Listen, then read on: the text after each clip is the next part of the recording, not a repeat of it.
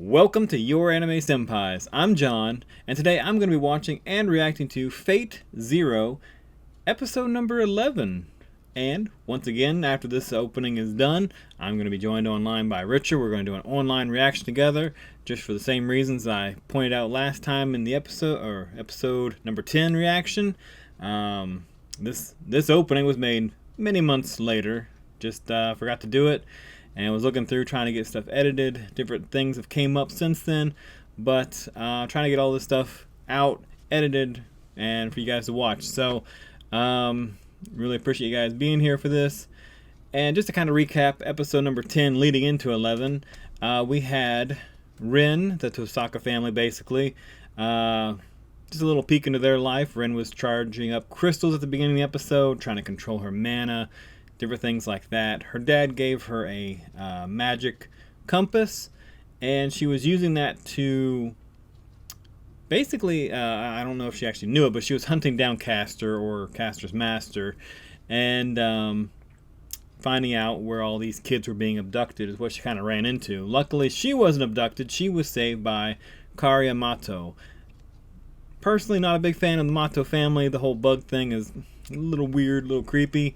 But anyway, it worked out for her. She was saved. And with that being said, that's kind of where the episode ended, if I recall correctly. We're going to get into this next episode, episode 11, and we'll see where it goes from here.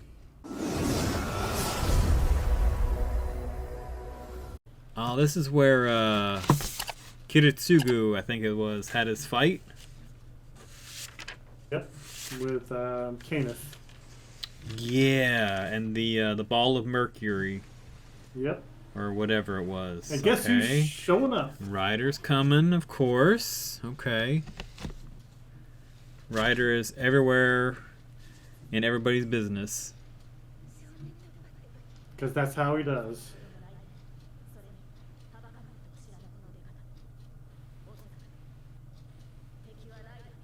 Really? I don't see Ryder as the type to just attack somebody after a fight's over. He's been pretty noble and chivalrous and whatever, but maybe.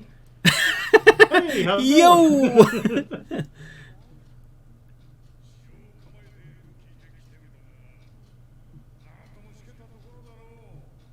Huh. Well, it's not that bad. It's not that bad. So now Saber's conflicted.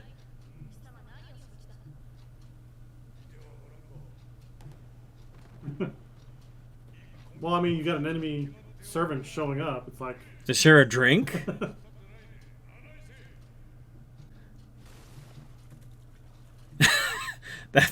Yes. That's how you break that open. But then, you know, every time I watch this, I gotta think, like, all those splinters are gonna Yes. be, like, in the wine. Yes, like, exactly what I was thinking.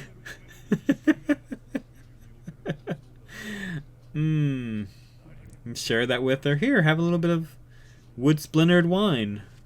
Right. But that's so unfair. She's injured. It's not about fighting. It's about discussing who's most. Oh, okay. Interesting. Okay, so I see what you're saying. Just having talk, and guess who shows up? Oh, come on. Really? This dude is in all the wrong places. Is he? Well, all the right places at the wrong time. I saw him wandering in town and invited him to join us. So.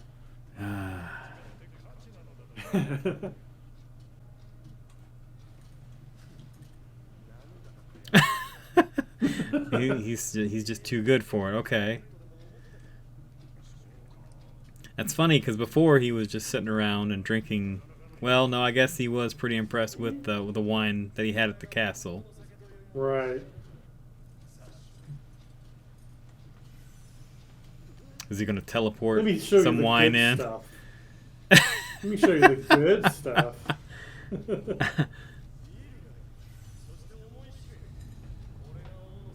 And you get golden cups too. I don't know how he can hold him like that, but sure. Right? He's like, I don't have anything to do with this. Hmm.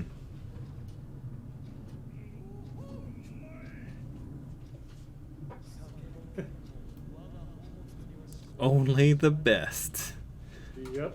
Well, I guess by Ryder's competition, he's already won. He's proven himself to be the best, or want the best. So...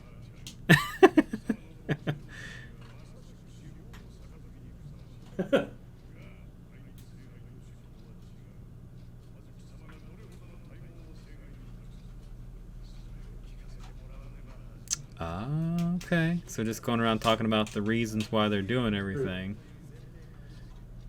That's kind of cool, because I did actually have questions early on as to why... Well, first it was if servants have a wish, and then what possibly they would want. So this is kind of cool.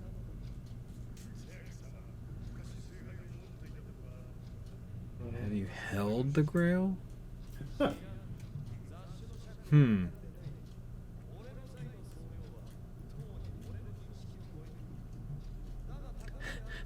He doesn't even know what's in his own treasure house. Right? He has so much treasure, he don't even know. Right.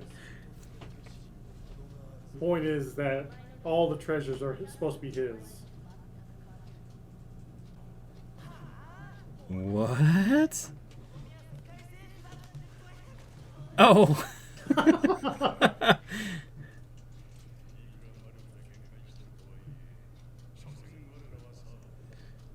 Huh, that is...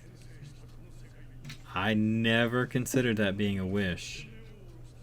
But that's really interesting. That's really cool. But if he were reincarnated, would he be as powerful, I wonder? Or how that would work? You know, kind of like, would he have the same strength and gifts and whatever? I actually don't know that question. Oh wait, okay. This is actually getting to an important part here. Mm.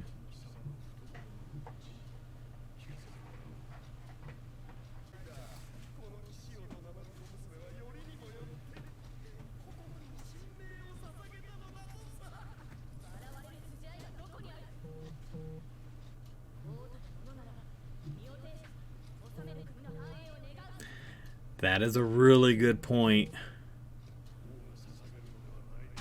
Really? No sacrifices? Ooh. Well, very conflicting points of view. All three of these kings are from different points of time with different ideals.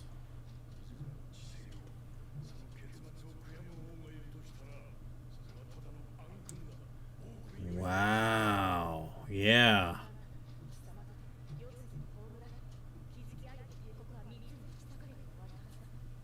I wonder if he knew what actually happened afterwards. True. Yeah, I think they are given...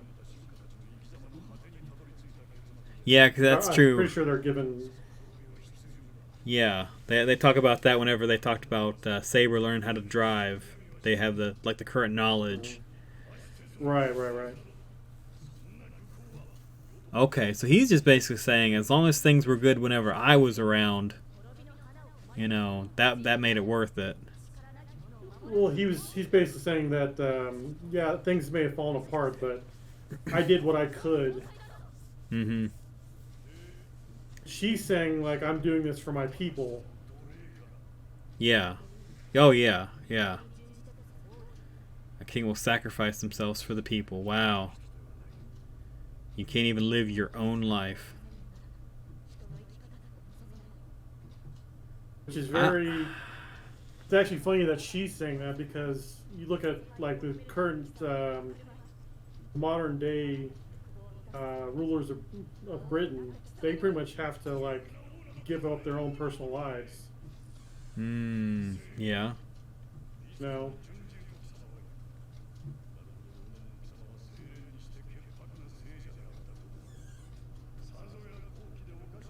Beyond reproach.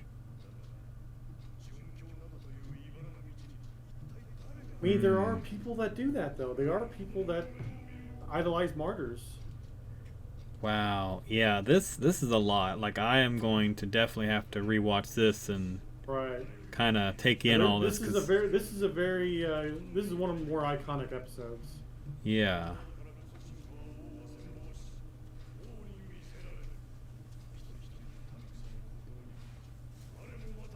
Just true. That is like everything that's being Yeah. said is like I can't disagree with it. Yeah. I mean, he's Even talking about being Gilgamesh. a leader in a different way. Right. Hmm.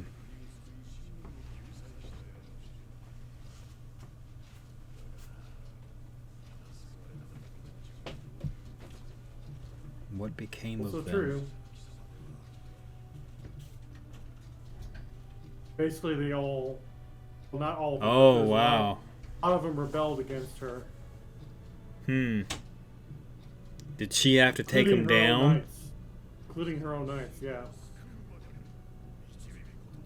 You saved them, but you never led them. Hmm. And you left them.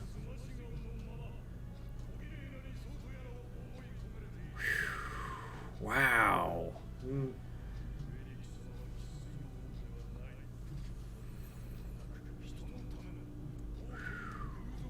This is deep. Man. Yep.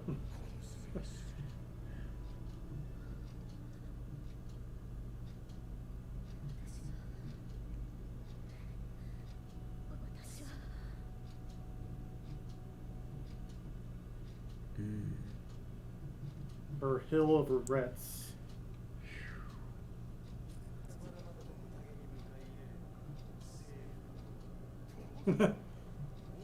Everybody's welcome. Okay. Yep. King's speech is out for all to hear. Hmm. Very generous. Still gotta get to the bottom of that barrel.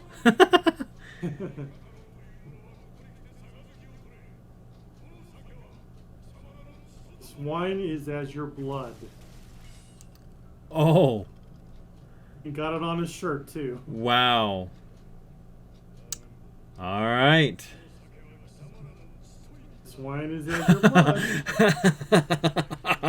If you insist that it be spilled.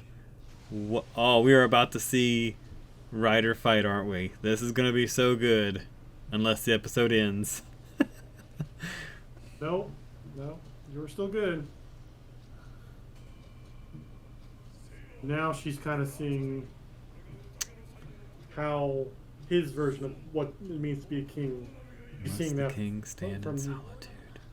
for her own eyes. Hmm.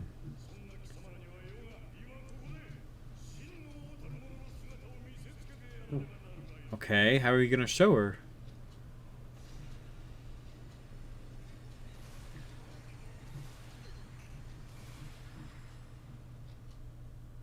What was that? This is a reality Did marvel. what? Oh, Pretty sure just the episode will explain it more, but oh yeah. He summoned a vision, vision from his mind into the real world. That's really cool.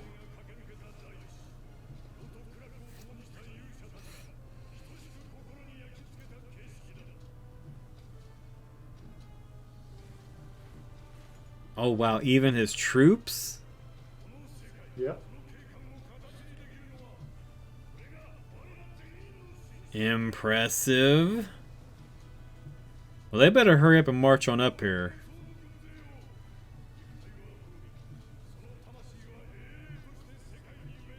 Wow.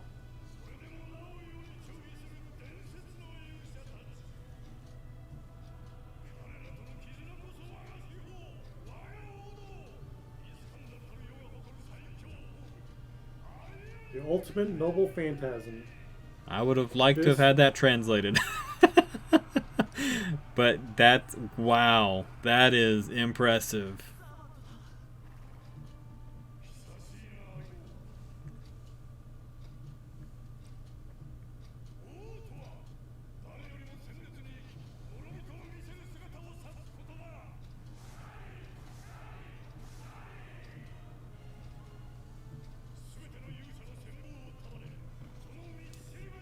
leading them.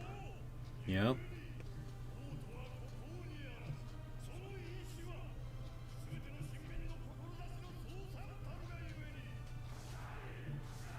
He's an example.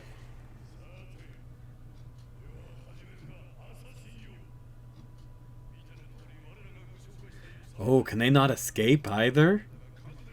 Oh, they are stuck here. Oh. Unless Ryder himself allows it. Or he runs out of mana. One of the two. Yeah. I like this one. I like this part. Because she's just like, you know what? It's done. It's over. Really? She just let that happen? Oh, come on. Wow. Okay, I guess. I mean, realistically speaking, what are you going to do, you know? I mean, that's true, but I mean, they had all this, like, almost like ninja abilities. You'd think they'd at least, like, teleport all around and, oh, get sliced in half. The thing is, though, like he was saying, each one of his warriors is basically a servant. They can be summoned as servants by their own right if they want, if because they're so right. impressive and powerful. Yeah. Wow. So realistically speaking, Assassin, he was way out of the league, or they were way out of the league at this point. I like during all of this, Archer just sat there unamused. Yeah, yeah, he doesn't care. That was less interesting than I hoped.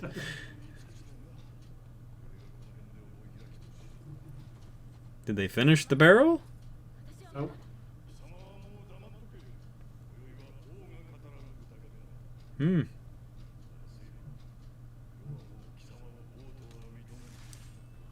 Oh, wow. Yep. Oh, wow. That's a pretty bold statement. But I get it from his point of view.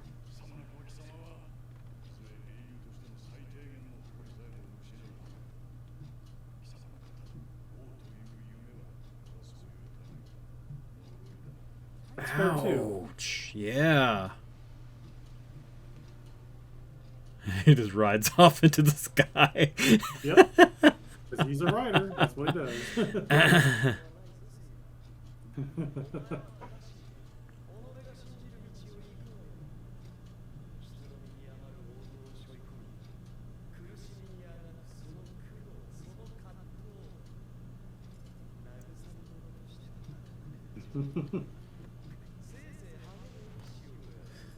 I'm honestly just somewhat impressed he even tried to offer any advice or whatever commentary to this. Well, I don't think that's what it is. Helpful or not. He's more or less, he's mocking her essentially. He's like, yeah. keep struggling. It'll be entertaining for me.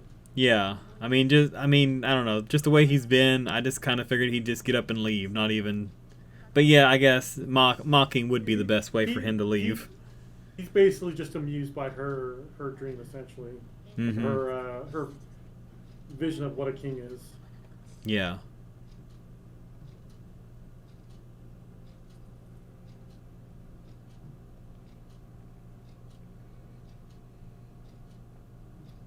Wow. Yeah, we ended the episode. Wow. Is there any questions you have right out the gate that you want me to talk about? Without spoiling anything, of course. Yeah, see, the biggest question I have right now is at the beginning of the episode, who did they think they saw beside... I know they think they saw Ryder, but then all of a sudden the mystery becomes, who was there? And that's something I feel like I can't really ask, honestly. So... at the beginning of the episode? Yeah, because at the very beginning, and I'm still sharing my screen, there's no sound... But like at the very beginning, they're walking through. Well, it doesn't show anything. It says stream has ended. Oh, I see a picture on your stuff now. Given the thunder and the brazenness of the attack. Let me hit play and all. It has to be Ryder. Our assailant is Ryder. But yeah, that begs the question of, like, why did they, I know it's the lightning and stuff, but, like even when we started this reaction, I was kind of like, wow, that don't really fit Ryder's personality for him to be doing all this stuff. Because I guess it is fair. Saber was out really fighting Castor while this was all going on. No. This is like after that whole fight. They're just kind of like running. They're just kind of looking around, like at the wreckage, like pretty much where all the damage was at.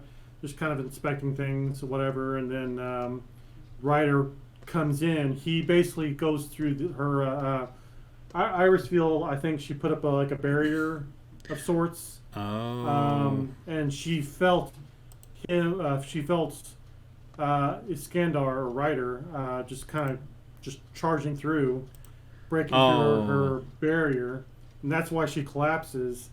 And Saber sees the lightning and things like that, and she's like, "Well, it's got to be Ryder because Ryder's the only one that comes in with lightning and things like that." So right there where it dispelled. Okay, I didn't actually think of that as a like a shield or whatever. I just because normally whenever somebody gets near, she does that like tinge of pain and whatever. It's not really so much somebody getting near. It's basically someone that's breaking through. The barriers up there just to keep like random people from showing up. Like just some random hiker just kind of going through, and all of a sudden he or she is next to the castle. Like that whole area, if I remember correctly, is just there to keep random people out. But Ryder just comes charging through, and of course she feels it, and she's like, "Oh, well, looks like we got company." Okay. So let me ask you this: then, how do you feel about the Council of Kings, or the Banquet of Kings, rather? There's a lot of stuff that was discussed there, and it's pretty deep and pretty heavy. Are you talking about just as far as like the episode itself in general, or my perception of these three servants? Just like what they talked about in their little council, like basically what it means to be a king, essentially, and their different points of view. Okay. Is there anything that sticks out for you?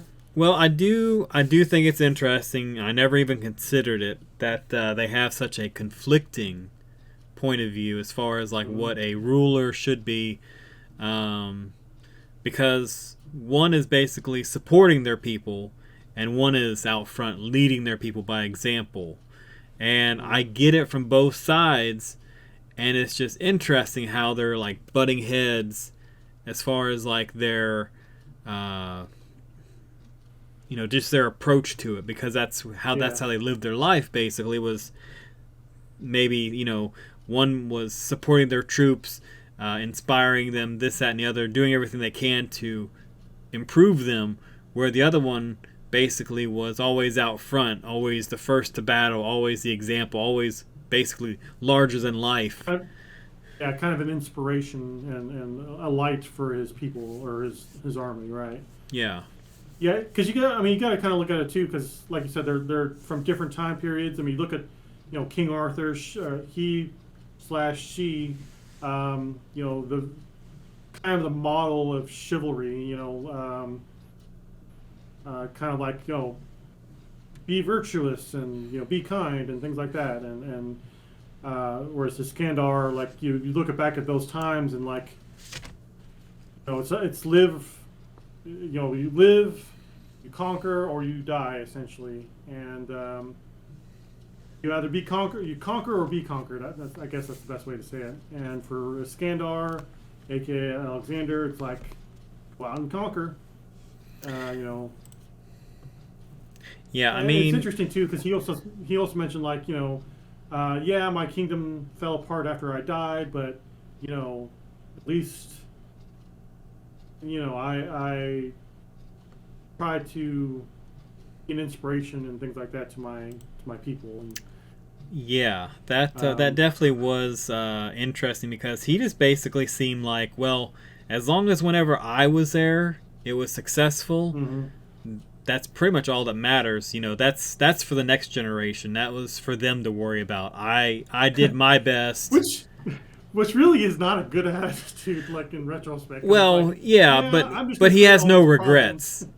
Yeah. Right. Yeah, and that's true. And he does. That's true. Yeah, he doesn't have any regrets, which in a way is a good thing. Yeah. See, that's kind of weird. Why I wish that Fate would have like a prequel where it just kind of focuses on Saber, because really, not really spoiling it here, but kind of am, I guess. The anime, every anime that has Saber as a main focus, doesn't really dive too much into her history. Like, of course, the visual novel does and things like that, and other different media does. But I really wish there was like an anime that kind of focuses in on Camelot, other than a Grand Order Camelot, which really that's a kind of a different thing altogether. I wish there was like a Fate's, I don't know, King Arthur, I guess, Legend of King Arthur, Yeah. whatever. So that way we can really see where her character is coming from, why she feels the way that she does. I mean, yeah, you could probably get away with it, like having a passing knowledge of the actual Legend of King Arthur, but it would be nice to see, Fate's take on it, or Type Moon's, I guess, take on it. But it is what it is, I guess. What do you think of Ryder's Noble Phantasm? Having his entire army at his command, essentially. I mean,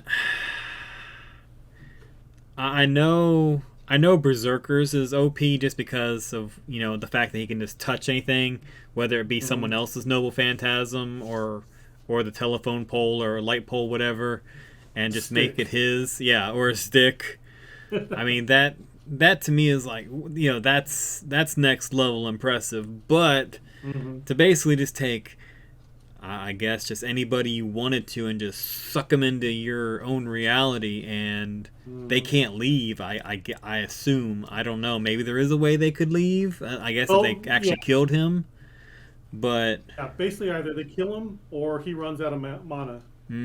Okay. There is a time limit on that, and the mana is also based on waiver.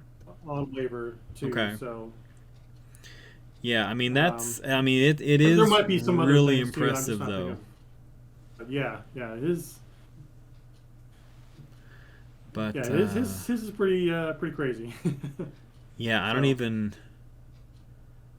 I mean, I guess I could put it up there with Berserkers and how like overpowered it seems, because there's right now I only see those two options of like you either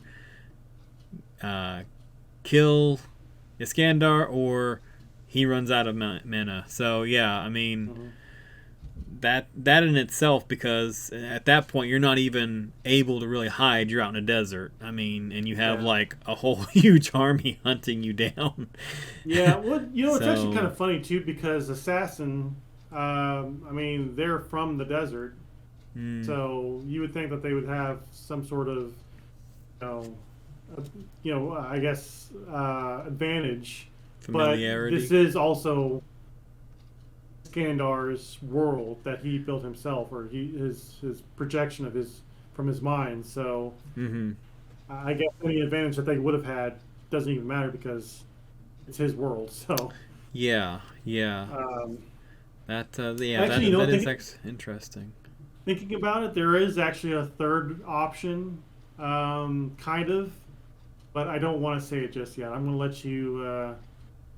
I'll let you experience that for yourself, I guess. Oh, okay. Okay. Yeah, I was kind of wondering if I could even come up with it at this point, but it sounds like I can't. So, okay. Yeah, I mean... It would be pretty extreme if I did somehow. I mean, I honestly, at this point, can't think of another reason using what I would consider Fate knowledge, I guess, of their world and their powers. Because like if I were to put it into another anime's world, sure, I could think of different abilities maybe that could break it or whatever, but at this point, just staying within the world of Fate, I don't know of anything that can do that. So at this point, that's kind of where I'm at for that. All right. But I honestly wish, I know Gilgamesh was there being all, uppity and snooty and whatever, but I kind of wish he would have said more, but I don't really, I guess at the same time, expect him to say any more than what he did. It would have almost been out of character if he'd have like started leveling with them and being like, "Yeah, guys, whenever I was a ruler, this is kind of how I was." I mean, really, he's just not been that character so far this series. Like, honestly, him just showing up was pretty impressive. Yeah, he's just kind of laying back and just kind of be like, you know what, you peasants, you do whatever. The Grail's mine anyways, and I'm just going to do my own thing. You do whatever. Yeah. So, but I guess I'm not going to ask you what you think of this episode right now. I'll let you. Yeah, I guess I could do that on my own and just kind of. Yeah. I might, I guess, interweave different parts of this in there. Because, like I said, I'll probably go back and I'll rewatch this tomorrow with the group. And while I'm rewatching it, since I kind of know what's coming, I'll probably do my notes and stuff then. And I might even watch it a third time, honestly, just because this is something. Yeah. Yeah, well, especially this episode, too. Like, the last episode was just like, whatever. Yeah. Yeah. But this episode was definitely... This episode is, like I said, one of the more iconic episodes, specifically because of the conversation between the three kings and their points of view and their motivations and things like that. So it's really important for the story. Next episode, what was next episode? The Grail beckons. That don't mean much to me. That's not what I wanted. What happens this episode? Next episode, there's a few important things, but nothing super crazy. Okay. It's really just kind of the next couple episodes look like it's just kind of building up to pretty much this end of the season, which is episode 15, I think. On Crunchyroll, it just shows the entire 24, I know. whatever. Right. I think originally, though, 24. This was split. I could be wrong, but yeah, there are some things, like I think Netflix actually splits it up into 2 seasons, if I remember correctly. Okay. But it's basically building up to a mid-season climax, if you will, right around episode 15. So really, yeah, these next couple episodes are there's going to be some interesting things going on, but nothing like super groundbreaking just yet. So, kind of spoiler warning for you, but not really.